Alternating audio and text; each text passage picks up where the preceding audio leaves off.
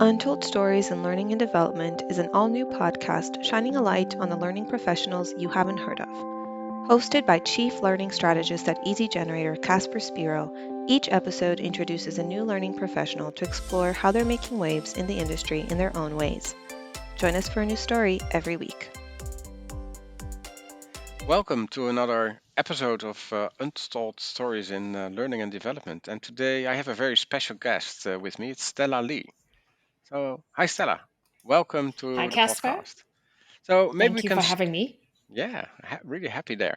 So maybe we can start out by doing a short introduction from your side. Can you tell me something about you? Yeah, happy to. So my name is Stella Lee. I'm based in Calgary, Alberta, Canada, so Canadian. Um, I have about 20 plus years of experience in L&D, EdTech particularly. I started out in the academic world my academic background, actually, I started out as a painter, as an artist. Oh, Yeah, I know. It's that's interesting. it's quite yeah. And that was my first love, still my love. And then I ended up having a PhD in computer science, focusing on learning technologies. So that's my journey. And I started working in academia, primarily in education technology. How do we use technology to enable teaching and learning? How do we help teachers and students and the community to learn better and to empower them with tech, right? So after I got my PhD, I promptly left academia and went into corporate learning because I was curious about what's the other side. And after a few years of working full time, I decided that I would be better off doing consulting. So I started my own consulting company about 8 years ago. Consult internationally. A lot of my clients are larger public sector governments and private multinationals. On the other side, I also work with startups. I consult in the EdTech space, working with startups and to help advise on product development, to advise on user experiences, as well as just product roadmaps. Okay. So that's where I'm at. Yeah. Okay, interesting. And so the switch that you sort of made. So Yeah. what is it? Why did you make the switch? What is it? What you want to achieve? What is your interest there? Is it tech? Is it Uh, education? Oh, like when you say switch, like when I was in academia, switch to corporate, or when I switched No, my maybe the first choice for to yeah. go into the learning world as a first step. So what was the motivation there? Right. Um, I think I'm always a lifelong learner. I felt like that's just very much who I am. I grew up with my dad is the perfect model. He is a lifelong learner. He's always curious about things and he's always learning.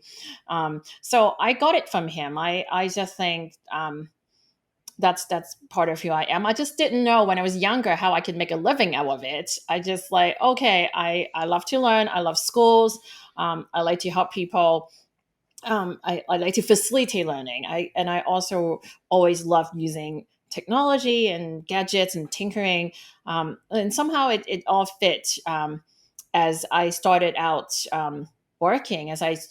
Even as a student, I would work in the lab and I would help people to use technology in the lab. And so it was a natural progression once I started out working. I started and at the time it was when e-learning and teaching with tech was the big thing. It was the next big thing.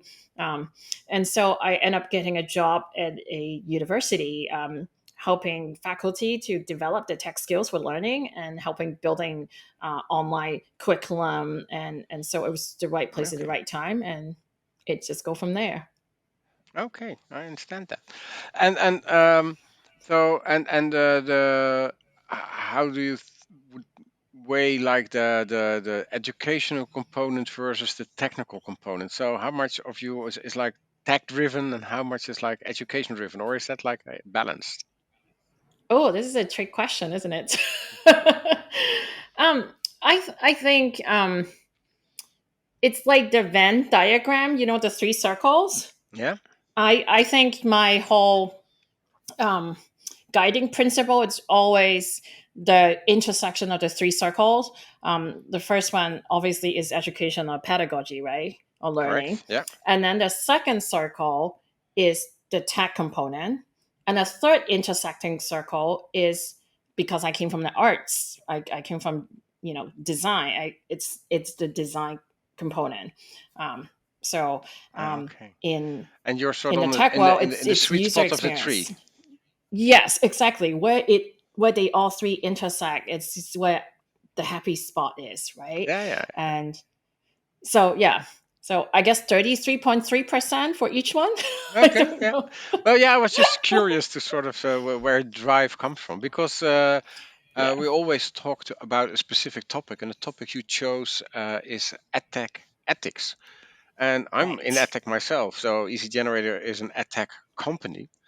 And I actually, to be frank, never thought about EdTech ethics. So I'm really curious to start that off. So what is your definition of that? What is it? Yeah. Casper, can I just kind of backtrack for a minute? When you Yeah. asked me like what component of tech and what component of learning do you place your values, to me, my biggest pet peeve is to see companies that are driven by tech only, or put so much emphasis in tech, when we should be thinking about the learners and the learning, right? So what drives me when I look at tech and when I look at projects that I work with, when I give advice, I'm always looking at that first. Is what kind what kind of learning theory is your technology grounded on? What kind of assumptions are you making about the learning process, the learning experience, and what assumptions are you making about your learners, right? And that should be driving everything that you do. So when you say, "Oh, I never heard about tech ethics," and I'm curious about that, to me, it's so closely connected, because if you don't think about that, then you're not thinking about your target users, right? Well, it So depends. Yeah, so so maybe just because I don't know the definition of the word, so maybe if you yeah. explain it to me, it Well, becomes I more I clear. really I think it's a broad area. It covers privacy issues. It covers access. It covers any algorithmic biases. It covers intellectual property, and so it's a broad range of topics that sits under the ethics Hmm. umbrella term. And I think what is well, obviously, when people think about ethics, is the moral principle of doing what's right and what's wrong, Yeah, and correct. identifying that. But to me, in addition to a guiding principle, because we're dealing with tech, um, it should be a, a constant evolving awareness and reflection on what we do. It needs to be an ongoing process. It's not like we look at the ethical implication at the beginning and that's it and we're done. You know what I mean? Yeah. As you collect data, as you grow your user base, you have to keep thinking and reflecting and integrating that practice constantly. So to me, it's this an ongoing reflection of what's right, what's wrong, where the gray areas are, from access to privacy to biases to intellectual property, and many other Okay. Yeah. areas as well. Okay. So I'm trying to apply that to our own product and company. So we are an authoring tool for employees, for subject matter Yeah, experts. yeah. So for me, what if I then would think about the ethics of that? That is really, for example, basic rule is indeed that all the content created by those people, it's of course their copyright. But even at Hmm. Easy Generator, we don't, although technically we could, we don't even have access to that content. So if you, for example, get stuck in a course and want to have support from our support team, you have to grant them our access to that content, otherwise they will not be able to reach it. Is that the kind of things you're talking about? To be really strict in those rules, and of course also the data that we store and how you handle that with privacy. Is that the thing that I should? That's one aspect of it, but it's broader than that, right? To get, okay, so perhaps you don't collect the data that are deemed personal, or you don't store them, you don't sell them, which is good, but is that like a clear policy that you make it transparent to Correct. your end users? Yeah, because we And do store some also, yeah, data, so and we have a yeah, data privacy policy for that, indeed. Yeah.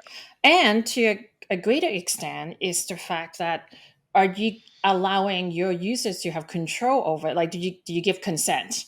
Are they in control? Can they opt out? Those are part of Yeah, yeah. ethics as But well, are right? them talking like the GDPR legislation we have in Europe, and you have a separate same thing basically in the States? That, for example, one of the things is the right to be forgotten.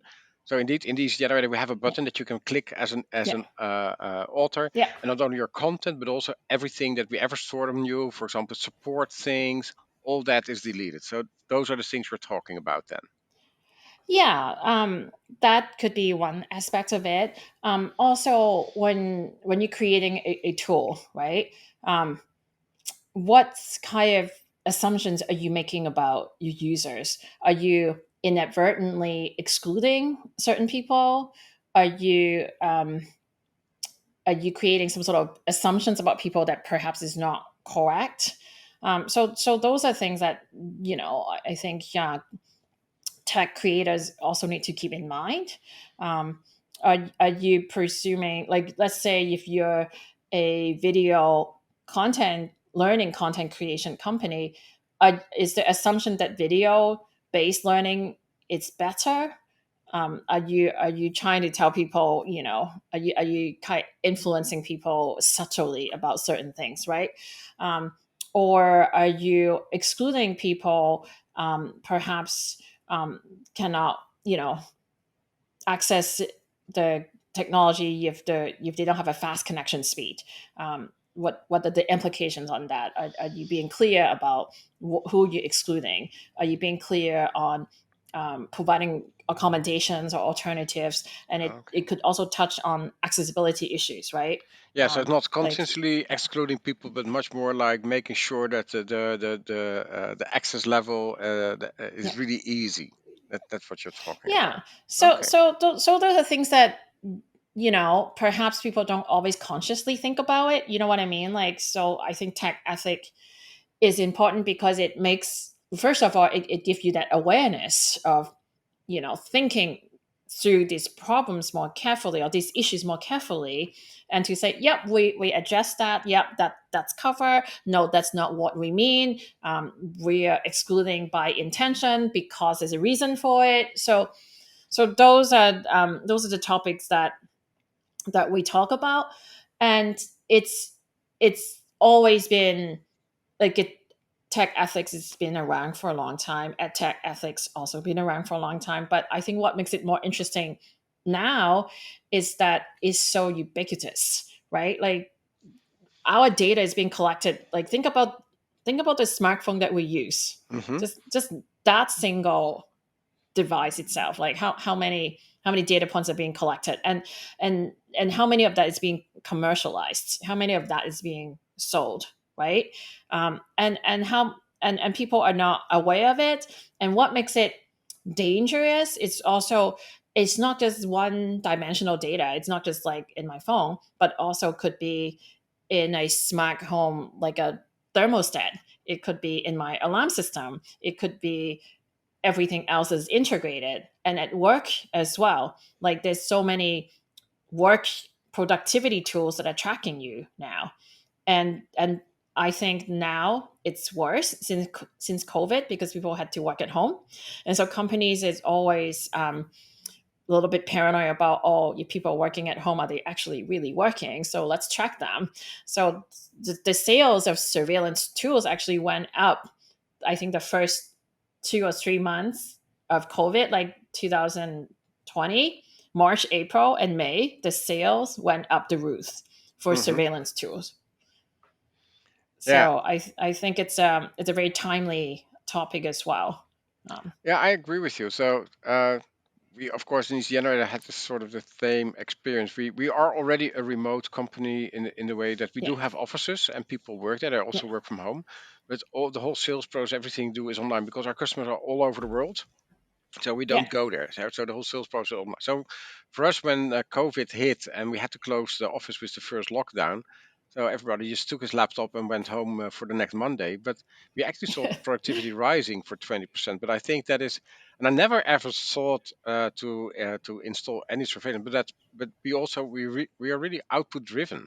So we look at yeah, the results people make. So I'm not interested in are they online, how much time do they make, as long as they reach their goals within the boundaries that we set for that, then I would be happy. So, but that is not like a common yeah. thing.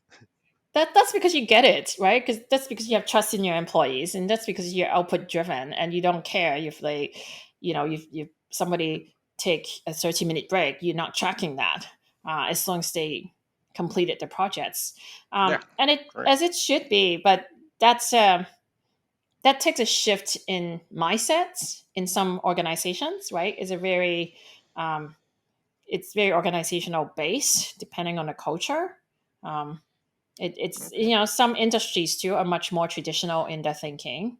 I think you naturally being in a tech startup, uh, already you're already ahead, um, in terms of thinking. How you're gonna, um, manage and lead people remotely. But so many companies don't have that experience. No, no, I can imagine that. Yeah, no, I was aware that we were on like having an edge on a lot of other companies because we're already like halfway there when the whole Yeah. COVID happened. But so and if you look at are there specific areas where you are concerned? So you mentioned a couple of things where you are sort of focusing, where you're specific concerned. We think that things are not going in the right direction, or do you see in general an improvement? Um, there are many concerns and challenges, especially now you see so many products that are AI or machine learning driven, and that complicates the issue as well because, that means there's more data sets available. That means it's taking in a large volume of data, but it's also spitting out large volumes of data, and um, and there are lots of biases in, well, how do you feed, where do you feed the data from, to an algorithm. For example, when you're, trying to feed, learning data from a training data set that, from a department that's traditionally more, male than female, perhaps you didn't think consciously that you're feeding data that are more biased from a gender perspective. Or if you're feeding data from a department whereby traditionally have more older people or more younger people, you're also feeding data that is not representational of all age groups, right? But you don't always think about that. Um, like, I think, was it Amazon that used um, a recruitment tool, and it discriminates against women, right?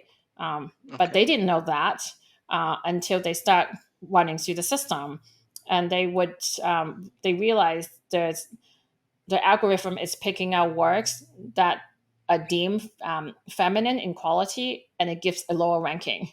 Oh wow. So yeah, and there are many examples of that out there, that, like, even Google image recognition, um, had a hard time recognizing people of colors.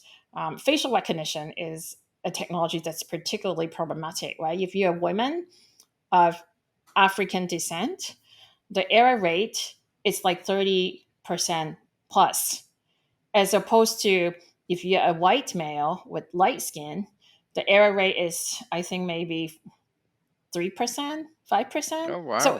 there's a significant difference, right? Oh, that's really Um, interesting. But yeah. would you then see a role? So it's not that people have like the wrong intentions with attack, but they're just not aware of things going wrong. Is that's your role to make companies aware of? The, Wait a minute. So you think you the, are making a proper yeah. selection, but you are not.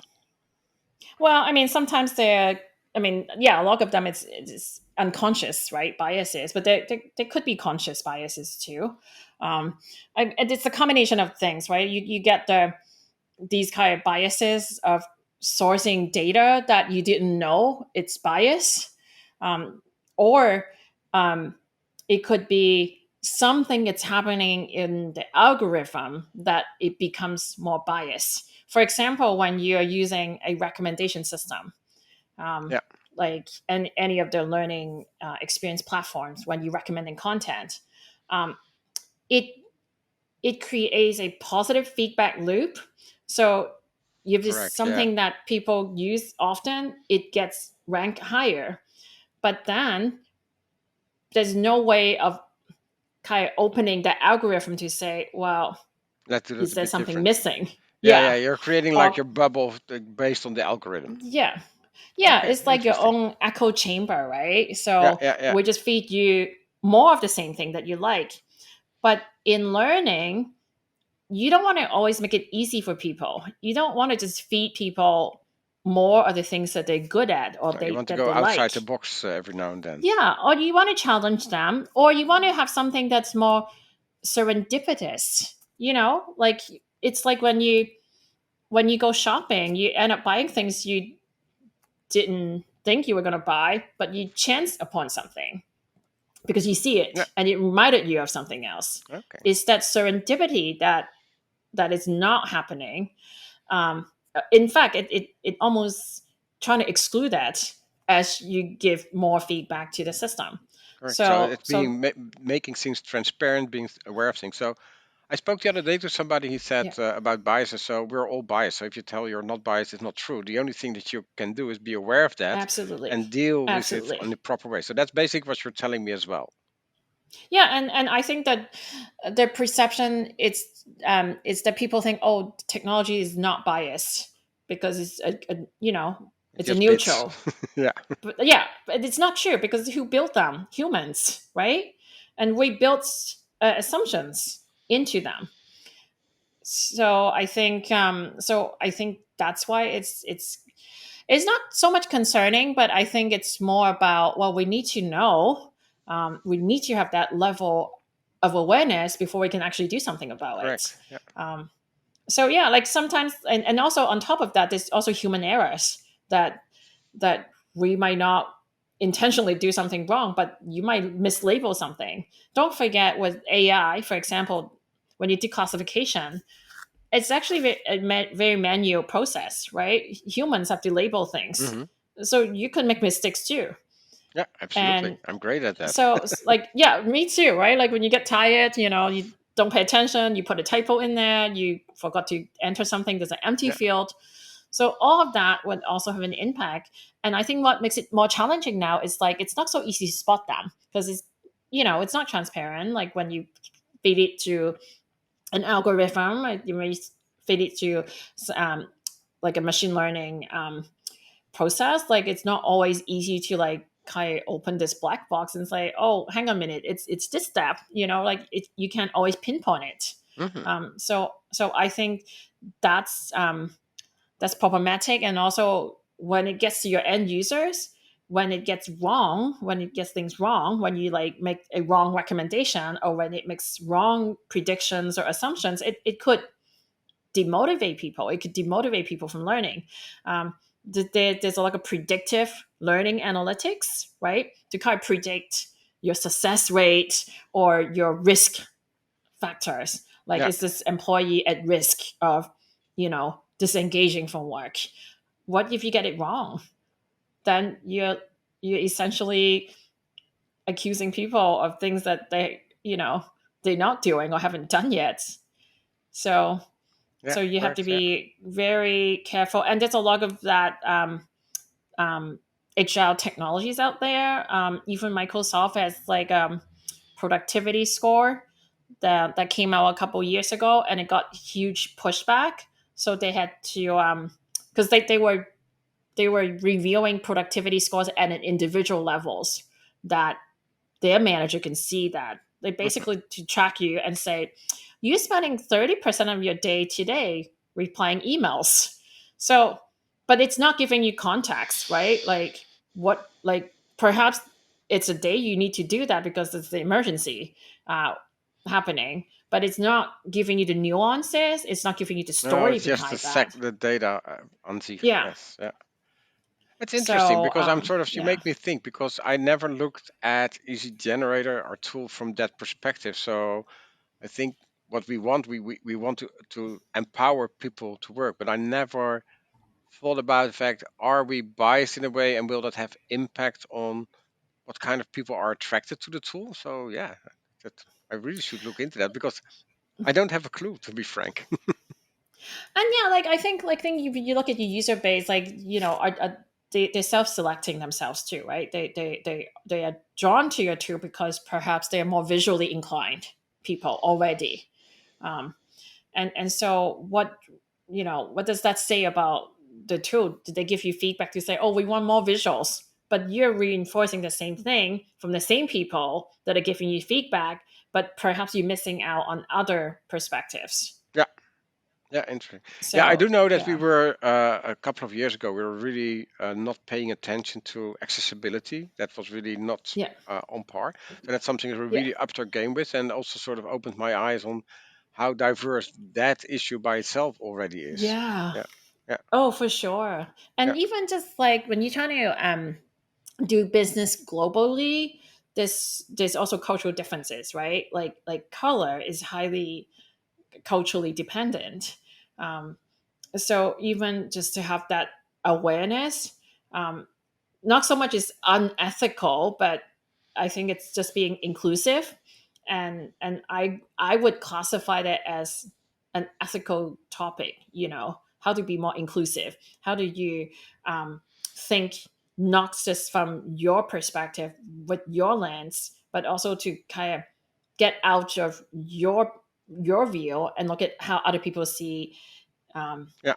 how this people see the world, right? And Okay, to totally say, get okay, that. is Yeah, my product it's making assumptions about people that only using it from Europe and North America, but not from other parts of the world. You know, yeah, correct. Okay, like so because I'm doing a project currently with the Asian Development Bank, so essentially the World Bank, but focusing on the Asian region. And one of the big topic that comes up all the time is like um, a lot of the ed tech products are very European and North American centric, and it might not be applicable to the region because depending on the maturity level of the country, from a tech and from a ed tech perspective, they might not able to use it because does it work offline? mhm, Do you need to have a fast internet access? Are you making assumptions about learning in a very Western perspective? So there's a lot of products that we reveal, and we have to put caveats because we're advising Ministry of Educations in the region. So we have to say, okay, these are some products. There's some good examples of ed tech out there, but this one perhaps the terminologies are very North American focused, so pay attention to that. mhm. Or the way they go about designing learning has certain assumptions that might not apply to your country. So Yeah, no, I totally can see that. That's very clear to me. Okay, yeah.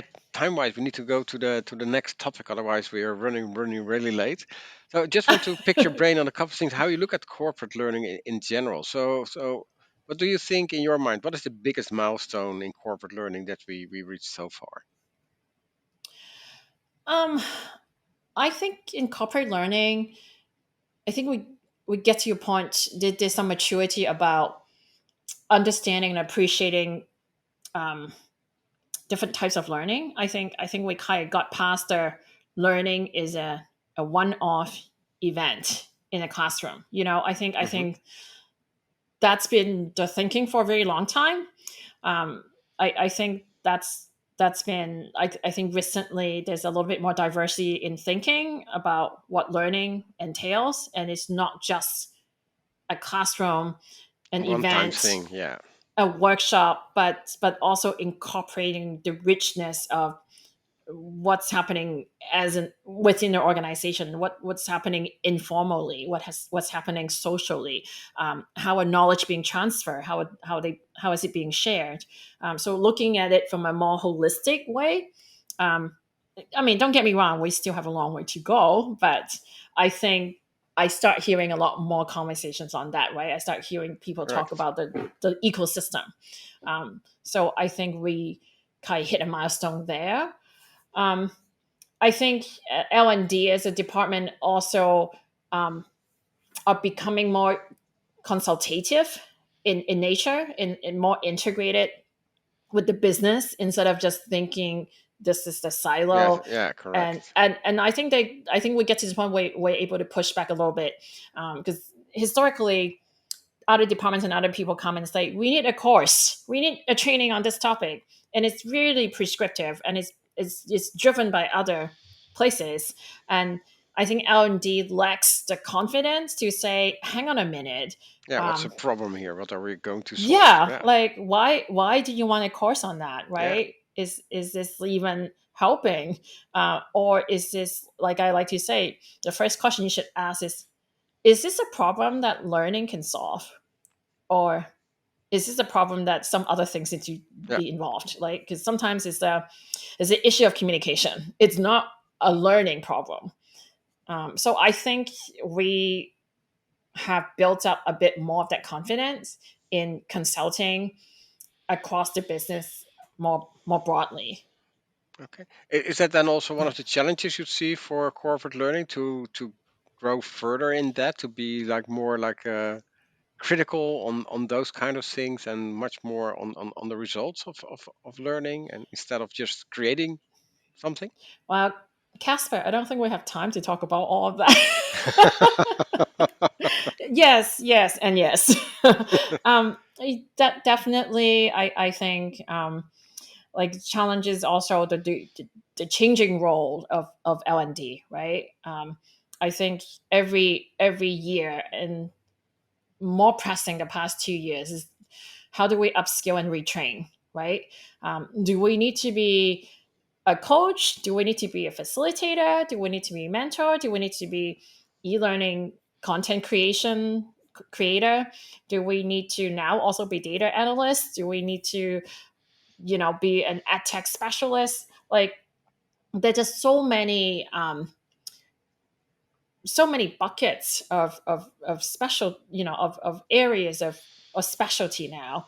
I see that it's either going to go two ways. I think I would see some of the L&D professional would be more of a generalist, so kind of consulting at a broader level, and then some of them would become more niche focused, right? And So more some of them would, like data and analyzing exactly, that. yeah, But what exactly, I hear you or say as maybe well, edtech ethics ethicists, yeah, yeah, yeah. But at the same time, it's also sort of like a change from like a bottom-up approach to more, sorry, top-down approach, much more into a bottom-up approach, from a controlling perspective into a facilitating perspective. Is that correct? I think so. It's more distributed and more grassroots, as well. I mean, I'm speaking very, very broadly, but yeah, I think, Hmm. depending on how big the organization is, the culture and everything else. But I think you have to come up with something that works for the organization as well. Yeah, that makes sense. So, and if you take that forward, so 5 years from now, where will we be with corporate learning? What is how will that look? What is the biggest change from between Five now and then? 5 years. Yeah, it's like a light year, I know. You're in tech as well. How can we talk about 5 years? 6 months. Um, well, I see it being more personalized. Um, I think it needs to be more personalized. Um, Okay. and and I think, like I already talked about, it's more niche focused. Um, and I think it needs to be a little bit more balanced approach as well. It's not just looking at, again, I think this whole ecosystem, it's going to continue to develop, and it's going to continue to plug in and connect to different areas of business. So I can see that continue to evolve that way as well. And who knows about tech? I think tech would always change, but I think, that's getting back to your early question about, like, we still have to think about what's driving this field, right? What are your values, and where do you place your emphasis? And to me, it's always back to that Venn diagram of how do you balance the three, um, Yeah, while putting your learner at the center of it, putting your people at the center of it. but that also increases your problem, because if you want to make it more personal, put in learning in the center, it's all about data. So then the whole ethics story becomes even more relevant, of course, because you have to track more data Absolutely. in order to advise somebody on a personal level. Absolutely. So it's the balance, right? I think there's going to be tension all around, and I think our challenge is to also, like, how do you balance this tension, and as things get more complex, as its tools get more sophisticated, um, I think I think it's a great problem to have. I think it's a very exciting time that we lived in. Like look at the range of tools we have available. Yeah, Look at the type of people that go into L&D. I think like having that diversity of people coming in, it's also going to bring, like, some new blood that would bring in different perspectives. yeah, totally understand that. Okay, so to sort of bring this to an end, I have two final questions for you. So, who Sure. is your ultimate learning hero? Do you have somebody we all should look up to? Oh, I got so many of them, but recently I really like Dr. Ruha Benjamin. She's a professor in, I think, sociology at Columbia University, and she's not like a learning focus hero, but she talks about race and technology and how it, shapes the world. And her book is on race after technology. I highly recommend it. Okay, and what do you know the title of that book? Race after technology. Okay, okay, that's Yeah. interesting. Oh, that's a new one Yeah. for me. Because, well, basically, it already touched on my second question. Is there a book we should read or a blog we should go? Would that be the book you recommend to all of us to read?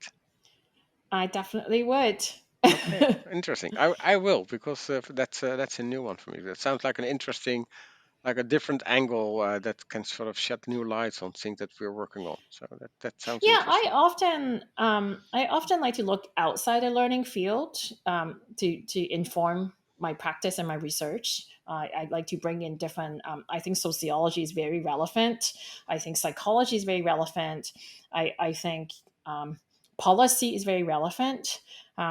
So I think, I like to look outside of L&D in terms of looking at heroes, aspirations, new learnings. I think that help push the envelope in our Yeah, field. well, that's a good lesson by itself. Yeah. Well, thank you for that, and Yeah, thank you for absolutely. taking the time to talk to us. So, Of course, now I feel like I want to interview you and ask you the same questions.